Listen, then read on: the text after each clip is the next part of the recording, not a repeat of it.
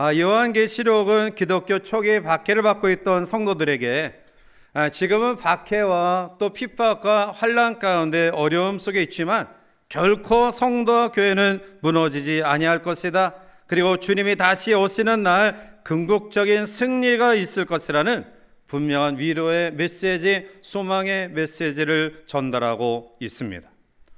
요한계시록 전체를 한 줄로 요약한 곳이 요한계시록 1장 19절인데요. 그러므로 내가 본 것과 지금 있는 일과 장차 될 일을 기록하라 라고 말씀합니다. 내가 본 것, 그것은 1장에 사도 요한에게 보여주신 예수 그리스도의 모습, 그리고 지금 있는 일, 그것은 2장과 3장을 통해 보여주시는 초대교회의 대표적인 7교회의 상황, 그리고 장차 될 일은 4장부터 22장 마지막까지 걸쳐 기록된 예수님 재림 전에 있을 일들을 이야기하고 있습니다. 그 가운데 장차 될 일은 마지막 때에 또 핍박, 환난, 또 고난, 여러 가지 재난의 상황을 이야기하는데요. 7인, 7 나팔, 그리고 7 대접 재앙으로 요약될 수 있습니다. 특별히 오늘 본문의 말씀은 마지막 때에 되어질 일들 가운데 7번째 천사가 나팔을 부는 그런 말씀으로 시작이 됩니다. 요한계시록 8장과 9장에 보면 6명의 천사들이 나팔을 불 때에 각 천사들이 나팔을 불 때마다 식물의 3분의 1이 죽고요, 또한 생물의 3분의 1이 죽고요, 온 지구상의 물의 3분의 1이 마실 수 없는 쑥물이 되고 전체의 3분의 1이 흑암이 되며 그리고 인류의 3분의 1이 죽임을 당하는 그러한 재난을 이야기합니다. 그리고 오늘 본문의 7째 천사가 나팔을 불매라고 시작되는 상황 가운데서는 하나님 앞에서 자기 보좌 앞에 앉아 있었던 24장로가 엎드려 땅에 대고 하나님께 경배하며 주님의 승리를 노래하고 있습니다. 자, 그러므로 오늘의 말씀이 우리에게 주시는 교훈은 세상 마지막 때에 하나님의 심판을 이야기하고요, 왕노로 타시는 주님과 함께 더불어 그러한 위치에 서야 될 하나님의 사람들에 대해서 이야기하고 있습니다. 오늘 15절에 7째 천사가 나팔을 불매 하늘에 큰 음성들이 나서 이르되 세상 나라가 우리 주와 그의 그리스도의 나라가 되어 그가 세세토록 왕노릇 하시리로다 하니 라고 말씀. 요한에게 하늘에서 음성이 나서 들려지기를 세상 나라가 우리 주와 그의 그리스도의 나라가 될 것이다, 그리고 그가 세세토록 왕노릇 할 것이다 라고 말씀합니다. 사실 예수님이 이 땅에 오셔서 공생애를 시작하기 전에 40일 동안 금식 기도하신 후 줄이는 상황에 있을 때에 마귀가 와서 천하만국과 영광을 보여주며 시험합니다. 마태복음 4장 9절에 이르되 만일 내게 엎드려 경배하면 이 모든 것을 내게 주리라 라고 말했을 때 예수님은 마태복음 4장 10절에 이에 예수께서 말씀하시되 사탄아 물러가라 기록되었으되 주 너의 하나님께 경배하고 다만 그를 섬기라 하였느니라 말씀합니다. 공생의 초기에 예수님이 사탄의 시험을 이기신 사건은 장차 세상 임금이 사탄을 물리치시고 장차 우리 주님께서 세상 나라를 완전히 정복하시고 하나님의 나라의 왕으로 영원 무궁토록 통치하게 될 것을 미리 보여주신 사건입니다. 주님은 지금도 왕노릇하고 계십니다. 보좌 우편에 계셔서 앉아 계십니다. 그리고 오늘 통치자의 개념으로 이 땅을 바라보고 계십니다. 그런데 사실 예수님이 영원히 왕노릇 하실 것이다, 통치하실 것이다 라는 이 상황은 오늘을 살아가는 우리들에게 있어서는 신앙의 고백을 통해서만이 나타날 뿐이죠. 우리가 그것을 소망하며 그것을 바라며 앙망하는 그런 상태만 있을 뿐입니다. 그런데 마지막 세상의 관원들과 권세들과 악인에 대한 대심판이 있으는 세상은 분명히 하나님의 다스리심을 보게 될 것입니다. 하나님의 능력과 주권이 이 땅에 나타남을 분명하게 우리 모두가 보게 될 것입니다. 사랑하는 성도 여러분, 우리의 삶이란 불확실한 것에 둘러싸여 있습니다. 그런데 불확실한 인생의 삶의 여정 가운데 우리가 확신할 수 있는 두 가지 진리가 있습니다. 하나는 우리는 반드시 죽는다. 그리고 죽음으로 끝나는 것이 아니라 우리는 반드시 심판을 받는다라는 사실입니다. 히브리 9장 27절에 한번 죽는 것은 사람에게 정해진 것이요 그 후에는 심판이 있으리니 라고 말씀합니다. 조만간 차이는 있지만 그러나 우리 모두는 죽을 것이 분명해요. 그리고 죽은 다음에 반드시 심판이 있을 것 확실합니다. 주님은 이미 성경의 여러 가지 교훈을 통해 이러한 상황을 말씀하셨어요. 알곡과 쭉정이를 가를 때가 있다. 양과 염소를 갈라 세울 때가 있다 라고 가르쳐 주셨습니다. 고린도후서 5장 10절에 이는 우리가 다 반드시 그리스도의 심판대 앞에 나타나게 되어 각각 선악간에 그 몸으로 행한 것을 따라 받으려 함이라 라고 말씀합니다. 오늘 이 시간 이제 마지막 때에 되어질 심판의 상황을 보면서 어떠한 자들을 하나님이 심판하시며 그리고 그 심판이 아직 우리에게 임하지 않은 오늘을 살아가는 우리들은 어떠한 삶을 살아가야 될 것인가를 바르게 결단하고 다짐하는 은혜의 시간이 되기를 바랍니다. 먼저 오늘 본문은 마지막 때에 심판받을 자들은 죽은 자들이다 라고 이야기해요. 자, 18절 말씀을 우리 함께 가서 읽어보실까요? 이방인들이 분노하며 주의 진노가 내려 종 선지자들과 성도들과 또 작은 자든지 큰 자든지 주의 이름을 경외하는 자들에게 상 주시며 또 땅을 망하게 하는 자들을 멸망시킬 때로소이다 하더라. 아멘. 자, 오늘 18절 상반절을 보면 죽은 자를 심판하신다. 여기서 죽은 자는 영적으로 죽은 자를 가리켜요. 영적으로 죽은 자를 심판하신다. 곧 영적으로 죽은 자는 불신자들, 예수님을 믿지 않는 사람들을 가리키고 있는 거예요. 성경은 여러 곳에서 구원받지 못한 불신자들을 죽은 자들이라고 이야기합니다. 마태복음 8장 22절에 예수께서 이르시되 죽은 자들이 그들의 죽은 자를 장사하게 하고 너는 나를 따르라 하시니라. 마태복음 22장 32절에 나는 아브라함의 하나님이요 이삭의 하나님이요 야곱의 하나님이로라 하신 것을 읽어보지 못하였느냐? 하나님은 죽은 자의 하나님이 아니요 살아있는 자의 하나님이시니라 하니라 말씀.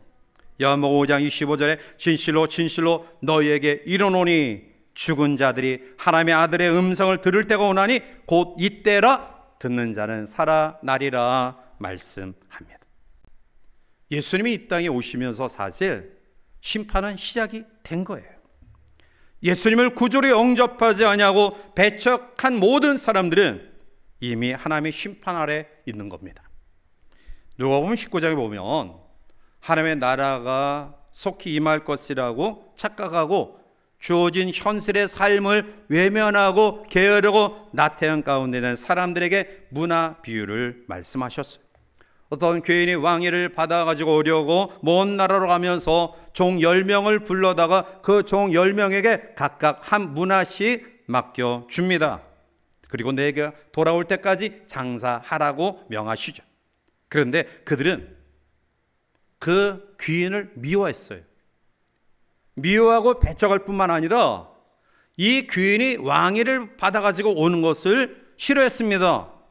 그런데 그들의 바람과 반대로 그 귀인은 왕위를 받아가지고 돌아왔어요. 그리고 각각 문화에 대한 셈을 하죠.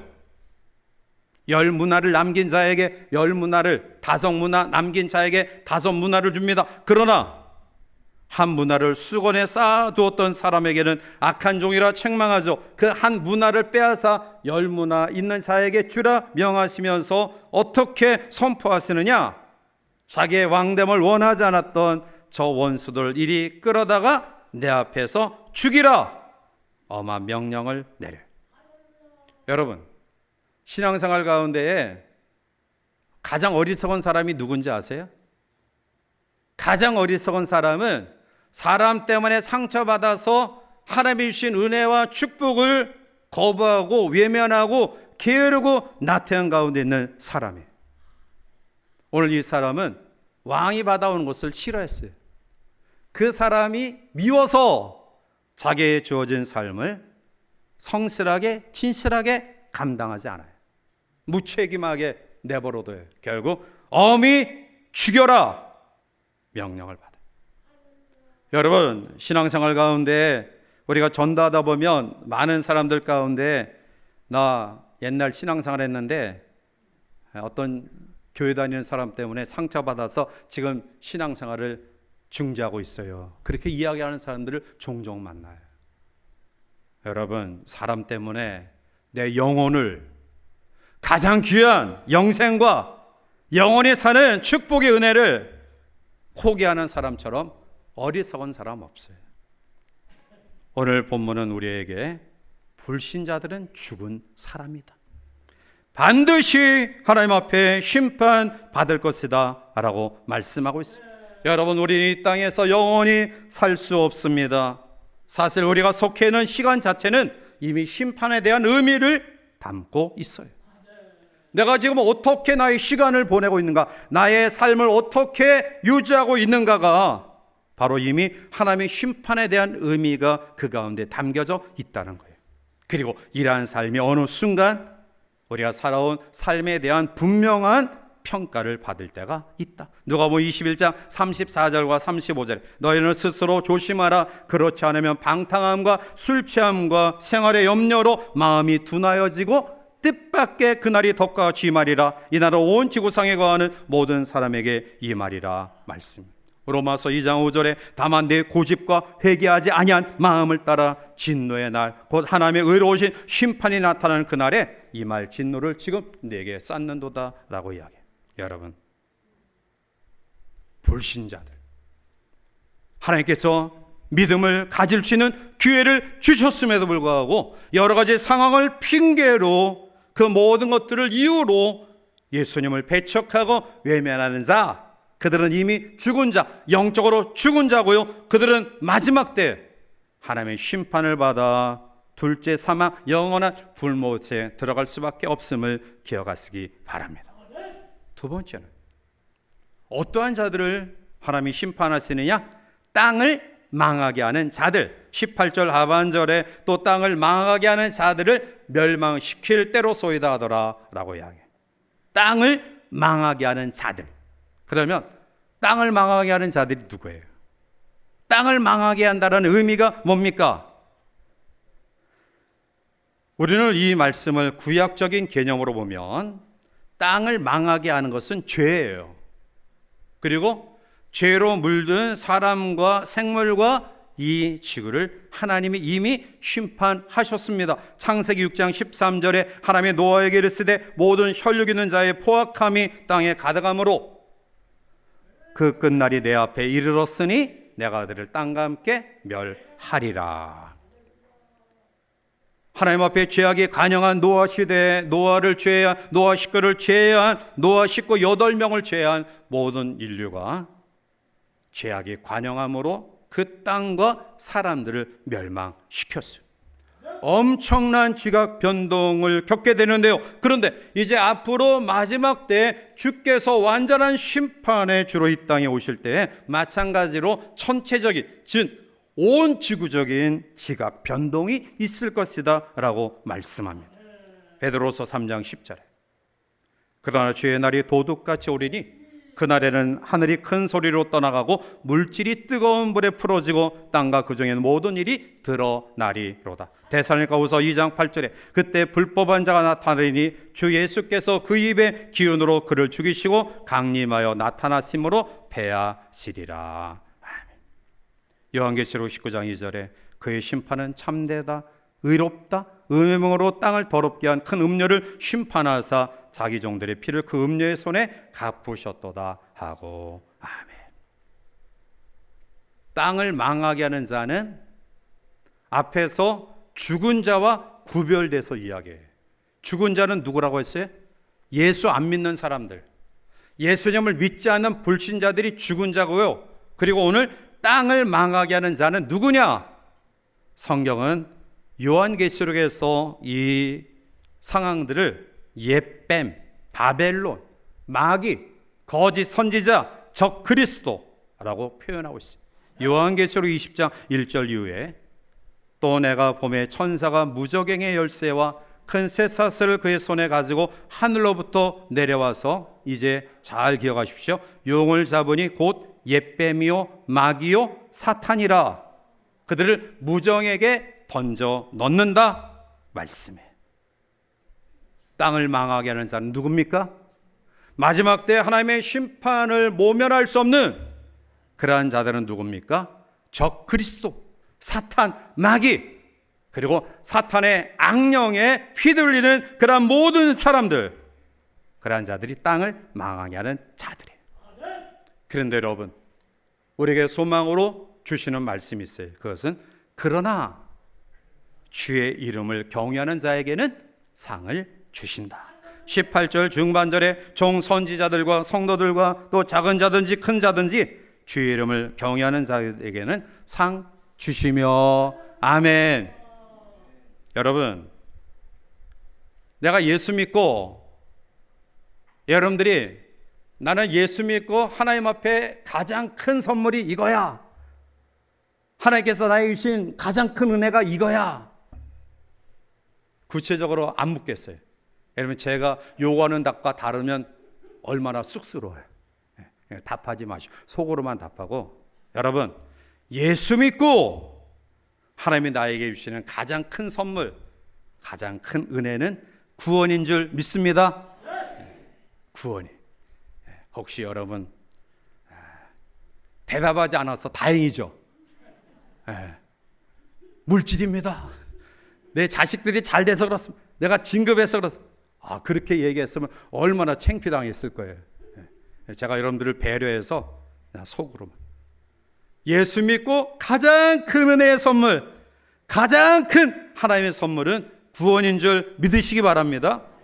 이것처럼 더 큰 축복과 은혜가 없어요. 멸망받을 우리가, 죄악 가운데 영원히 그 형벌 가운데 빠져 신음해야 될 우리가 하나님의 나라에 들림을 받았던 것처럼 축복된 일이 없어요. 그런데 여러분, 하나님이 구원을 우리에게 축복의 은혜로 주시는데 그거는 시작이에요. 하나님께서 우리에게 나눠줄 상이 있습니다. 오늘 본문 18절 중반절에 주의 이름을 경외하는 자들에게 상 주신다라는 이 상의 원어는 미스소스라는 말인데요, 그 말의 의미는 행위에 대한 보수라는 뜻이에요. 요한계시록 22장 12절에 보라, 내가 속히 오리니 내가 줄 상이 내게 있어 각 사람에게 그가 행한 대로 갚아주리라. 아멘. 너에게 줄 상이 있다. 네가 행한 대로 갚아줄 것이다. 성경은 우리에게 각종 아름다운 면류관을 이야기하고 있습니다. 요한계시록 19장 11절과 12절에 또 내가 하늘이 열린 것을 보니 보라, 백마와 그것을 탄 자가 있으니 그 이름은 충신과 진실이라. 그가 공의로 심판하여 싸우더라. 예수님을 가리키죠. 그 눈은 불꽃 같고 그 머리에는 많은 관들이 있고 또 이름 쓴 것 하나가 있으니 자기밖에 아는 자가 없다. 예수 그리스도의 머리에 많은 관들이 있다. 그런데 이것이 예수님만 쓰시는 관이 아니라 주 예수를 믿고 따르고 그리고 주님 앞에 충성과 헌신을 감당하는 하나님의 사람들에게 동일하게 주시는 은혜예요. 사도 바울이 그 숱한 핍박과 어려움 가운데서 그가 사람 때문에 상처받고 환경 때문에 어려움 당하고 그의 신체적인 연약한 가운데 있다 할지라도 마지막까지 그의 삶을 포기하지 않을 수 있었던 이유는 하나님께서 자기를 예비하신 면류관이 있음을 확신했기 때문에 그래.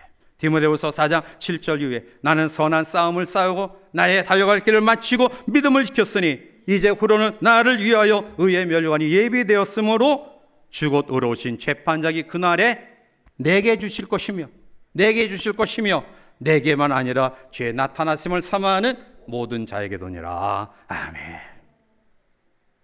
바울이 상처받고 아프고 힘들고 포기하고 싶을 정도로 그 숱한 어려운 가운데 포기 않을 수 있었던 이유는 자기가 하나님 앞에 받을 예비된 면류관의 확신이 있었기 때문에 그렇습니다.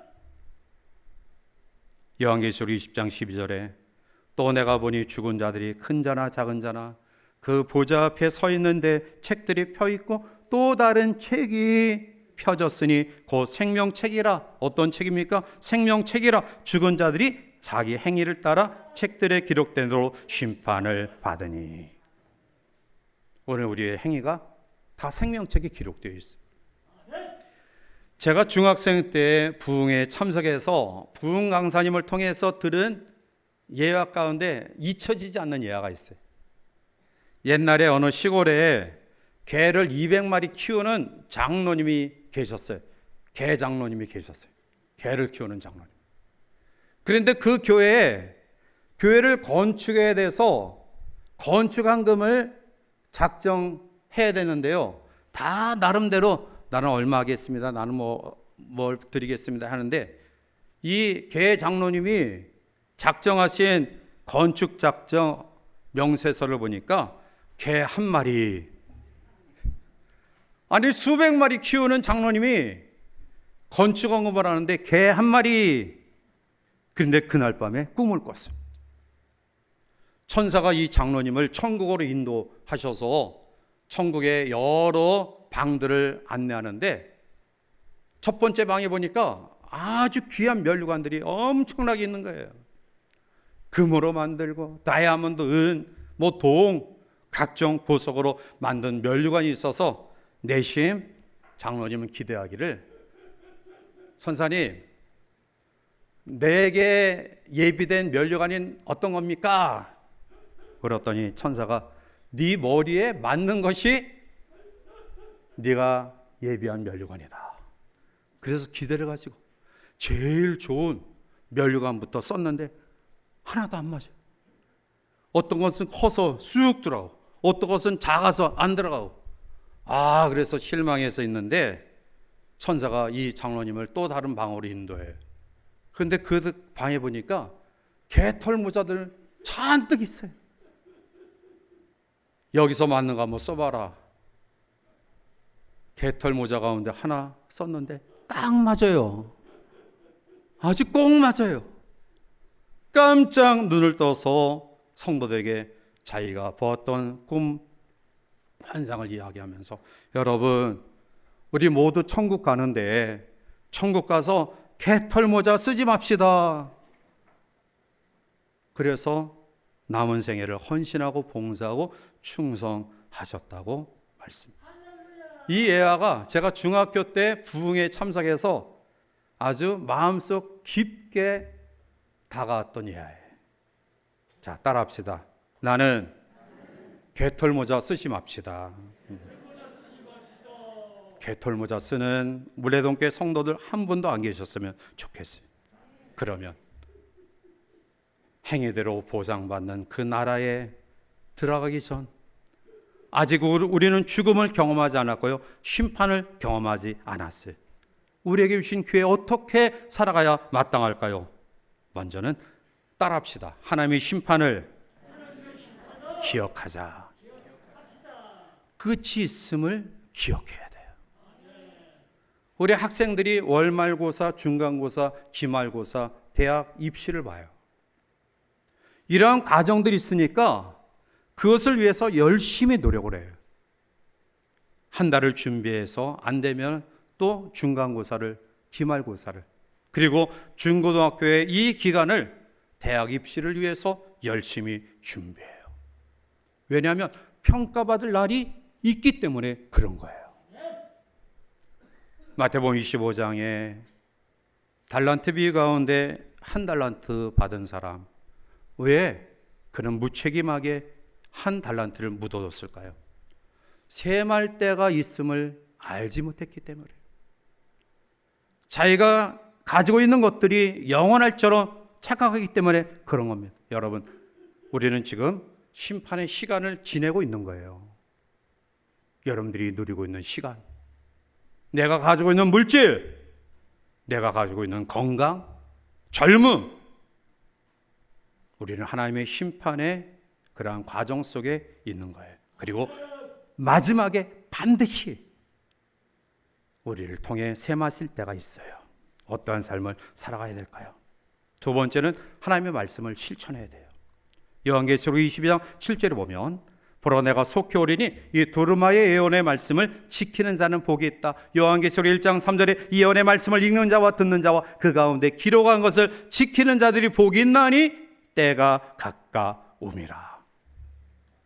하나님의 말씀을 실천하는 믿음, 더 나아가 세 번째로 하나님의 구속을 확신해. 요한계시록 20장 14절에 자기 두루마기를 빠는 자들은 복이 있다. 두루마기를 빤다라는 것은 보혈의 은총 속에 죄 씻음을 계속 확인하는 거예요. 험악한 세상, 우리를 낙심시키는 이 상황 가운데서도 우리가 죄에 노출된 모습들을 가지고 있지만, 그러나 주님의 보혈의 은총 속에 나의 육체와 영혼과 삶이 깨끗하게 날마다 변화됨을 확신하고 믿음 가운데 거하는 삶에 이제 말씀을 맺습니다. 사도 요한은 환상을 통해 위로를 받았어요. 너무너무 힘든 환경, 상황, 자기도 밤모섬에 붙들려서 이제 죽음을 앞둔 상황 가운데 아니다, 교회는 반드시 승리한다, 성도는 하나님 앞에 놀라운 상급을 받을 것이다. 여러분, 믿음이 뭡니까? 믿음은 내가 보이지 않는 것을 믿는 것이 믿음이에요. 내가 보는 것, 내 손에 잡히는 것, 내가 느끼는 것을 믿는 것은 믿음이 아닙니다.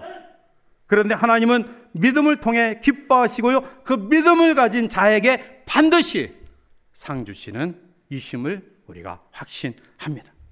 많이 힘들고 어렵습니다. 경제적으로, 정치적으로, 그리고 우리의 신체적인 여러 가지 연약함 가운데 있는 성도들 있습니다. 내일을 알 수 없는 불확실한 미래의 아픔이 우리 가운데 있습니다. 그러나 여러분, 성경 우리에게 좌절하지 말라, 절망하지 말라, 낙심하지 말라, 스스로 삶을 포기하지 말라. 내가 너와 함께하며 나의 영광을 너에게 주겠다. 약속. 마라나타, 주 예수여 어서 오시옵소서. 많이 힘들지만 이 한 주간도 이러한 믿음으로 승리하는 우리 성도들 되시기를 주님의 이름으로 간절히 축원해 드립니다.